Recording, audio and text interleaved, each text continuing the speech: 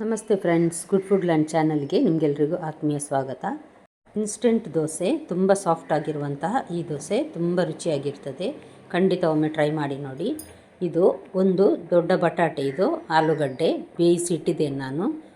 ತುಂಬ ಸಾಫ್ಟಾಗಿ ಬೇಯಿಸಿದ್ದೇನೆ. ಇದನ್ನು ಮಿಕ್ಸಿ ಜಾರಿಗೆ ಹಾಕ್ತಾ ಇದ್ದೇನೆ ನಾನೀಗ. ಒಂದೂವರೆ ಕಪ್ಪಿನಷ್ಟು ರವೆ ಹಾಕ್ತಾ ಇದ್ದೇನೆ, ಬೊಂಬೈ ರವೆ. ನಾವು ಸಜ್ಜಿಗೆ ಮಾಡ್ತೇವೆ ನೋಡಿ, ಅದೇ ರವೆ. ಒಂದು ಅರ್ಧ ಕಪ್ಪಿನಷ್ಟು ಅಕ್ಕಿ ಹಿಟ್ಟು ಮತ್ತು ಒಂದು ಅರ್ಧ ಕಪ್ಪಿನಷ್ಟು ತೆಳು ಅವಲಕ್ಕಿ ಹಾಕಿದ್ದೇನೆ ನಾನು ಇದಕ್ಕೆ. 1 ಕಪ್ಪಿನಷ್ಟು ದಪ್ಪ ಮೊಸರು ಮತ್ತು ಪಿಂಕ್ ಸಾಲ್ಟ್ ಹಾಕ್ತಾ ಇದ್ದೇನೆ, ರುಚಿಗೆ ತಕ್ಕಷ್ಟು ನೋಡಿ ಹಾಕಿ. ನೀವಿನ್ನೂ ನನ್ನ ಚಾನಲ್ ಗುಡ್ ಫುಡ್ ಲ್ಯಾಂಡನ್ನು ಸಬ್ಸ್ಕ್ರೈಬ್ ಮಾಡಿಲ್ಲ ಅಂದರೆ ದಯವಿಟ್ಟು ಸಬ್ಸ್ಕ್ರೈಬ್ ಮಾಡಿ, ಹಾಗೂ ನಿಮಗೆ ಇಷ್ಟ ಆದರೆ ಲೈಕ್ ಬಟನನ್ನು ಪ್ರೆಸ್ ಮಾಡಿ ಮತ್ತು ಫ್ಯಾಮಿಲಿ ಫ್ರೆಂಡ್ಸ್ಗೆ ಶೇರ್ ಮಾಡೋದನ್ನು ಖಂಡಿತ ಮರಿಬೇಡಿ. ನಾನು ಈ ರೀತಿ 1.5 ಲೋಟದಷ್ಟು ನೀರನ್ನು ಹಾಕ್ತಾ ಇದ್ದೇನೆ. ಹಾಕಿದ ನಂತರ ಮಿಕ್ಸಿಯಲ್ಲಿ ಸ್ವಲ್ಪ ಈ ರೀತಿ ಮಿಕ್ಸ್ ಮಾಡಿ ನೋಡಿ ನಂತರ ನೀರು ಹಾಕ್ಕೊಳ್ಬಹುದು. ನೋಡಿ, ಇದನ್ನೀಗ ನಾನು ರುಬ್ಬಿ ತೆಗೆದಿದ್ದೇನೆ. ತುಂಬ ಸಾಫ್ಟಾಗಿ ಬರ್ತದೆ ಈ ದೋಸೆ. ತಕ್ಷಣ ಮಾಡಬಹುದು, ಬೆಳಿಗ್ಗೆ ಅಥವಾ ಸಂಜೆಗೆ ಬೇಕಿದ್ದರೆ.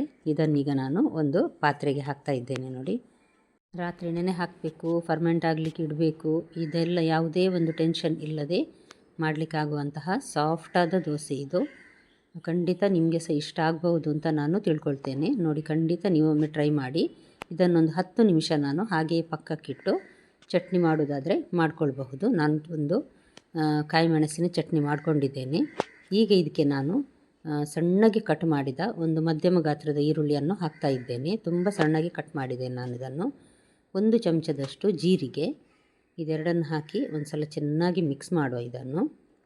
ನಂತರ ಒಂದು ಚಿಟಿಕೆಯಷ್ಟು ಬೇಕಿಂಗ್ ಸೋಡಾ ಪೌಡ್ರ್ ಇದೆ ನೋಡಿ, ಅದನ್ನೊಂದು ಚಿಟಿಕೆಯಷ್ಟು ಹಾಕಿ ಸಾಕು. ಸೋಡಾ ಹುಡಿ ಹಾಕೋದು ಬೇಡ ಅಂತಿದ್ದರೆ ಒಂದು ಅರ್ಧ ಗಂಟೆ ಇಟ್ಟರು ನಡೀತದೆ ಇದನ್ನು ಫರ್ಮೆಂಟ್ ಆಗಲಿಕ್ಕೆ ಅಂತ, ಅಥವಾ ತಕ್ಷಣ ಮಾಡ್ಬೋದು. ಮತ್ತು ಒಂದು ಸ್ವಲ್ಪ ನಾನು ಕೊತ್ತಂಬರಿ ಸೊಪ್ಪನ್ನು ಸಹ ಸಣ್ಣಗೆ ಕಟ್ ಮಾಡಿ ಹಾಕ್ಕೊಂಡಿದ್ದೇನೆ. ಒಳ್ಳೆ ಟೇಸ್ಟ್ ಕೊಡ್ತದೆ ದೋಸೆಗೆ. ನಾನೀಗ ಇಲ್ಲಿ ಒಂದು ಅರ್ಧ ಚಮಚದಷ್ಟು ಎಣ್ಣೆಯನ್ನು ಕಾವಲಿಗೆ ಹಾಕಿದ್ದೇನೆ. ಕಾವಲಿ ಚೆನ್ನಾಗಿ ಬಿಸಿಯಾಗಿದೆ. ನಂತರ ಲೋ ಟು ಮೀಡಿಯಮ್ ಹೀಟಲ್ಲಿ ಇಟ್ಟು ನೋಡಿ, ಜಾಸ್ತಿ ಸ್ಪ್ರೆಡ್ ಮಾಡದೆ ಸ್ವಲ್ಪ ಸ್ಪ್ರೆಡ್ ಮಾಡಿ ನಾನಿದನ್ನೀಗ ಮುಚ್ಚಳ ಮುಚ್ಚಿ ಬೇಯಲಿಕ್ಕೆ ಇಟ್ಟಿದ್ದೇನೆ ನೋಡಿ.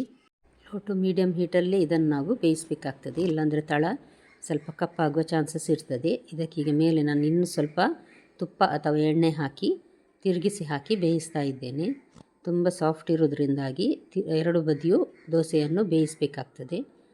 ಜಾಸ್ತಿ ಸ್ಪ್ರೆಡ್ ಮಾಡದೆ ಸ್ವಲ್ಪವೇ ಸ್ಪ್ರೆಡ್ ಮಾಡಿ ಸುತ್ತ ಸ್ವಲ್ಪ ಎಣ್ಣೆ ಹಾಕಿ ಇದನ್ನು ಮಗುಚಿ ಹಾಕಿ ಬೇಯಿಸಿದರೆ ದೋಸೆ ರೆಡಿ ಆಯಿತು. ಸೈಡಲ್ಲಿ ಕ್ರಿಸ್ಪಿದ್ದು, ಒಳಗೆ ತುಂಬ ಸಾಫ್ಟ್ ಆಗಿದೆ ಈ ದೋಸೆ. ಖಂಡಿತ ನಿಮ್ಮ ಮನೆಯಲ್ಲೊಮ್ಮೆ ಟ್ರೈ ಮಾಡಿ ಫ್ರೆಂಡ್ಸ್.